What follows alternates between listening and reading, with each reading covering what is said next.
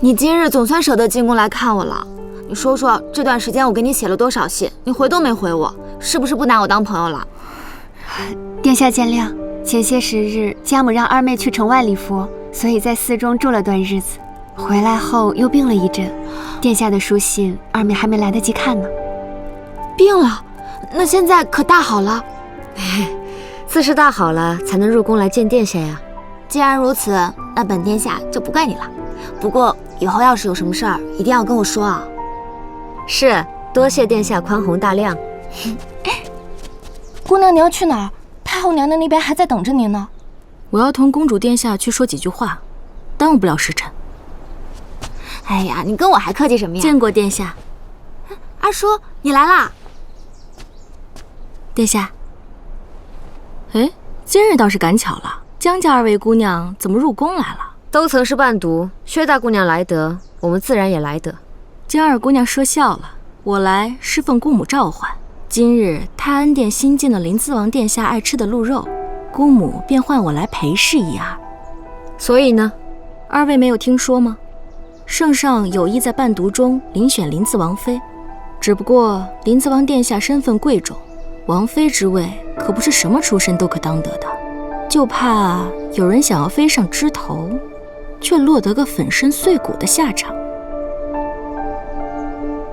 薛大姑娘这话说得不错，但我认为只有真凤凰才能飞得上高处。有些山鸡野鸟之流，披着几根彩毛，错将自己当凤凰，最后也不过是笑话一场。殿下，太后娘娘还在等着我，我便先走了。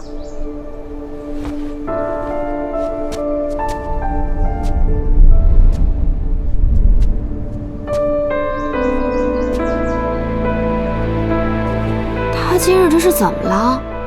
谁不知道她是母后主义的临淄王妃？谁能争得过她？跑来这儿说一些不阴不阳的话做什么？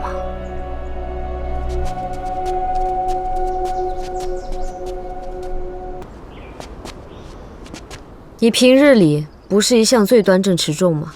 怎么今日薛叔区区几句话就将你扰得心绪大乱？你可有想过，他若不是担心自己没有胜算，又何苦来寻你这一遭？我当然知道，我也不全是因为他。方才你也听到了，连公主殿下都默认未来的临淄王妃是薛淑。我纵因恋慕殿下而参加选妃，可是我若落败，不仅会让我自己失了脸面，还会连累江府成为京中笑柄。人不该为了别人的目光而活，而是该为了自己的心。从你救下秦贵妃开始，你不就已经打定主意要走这条路吗？如今为何又怯懦？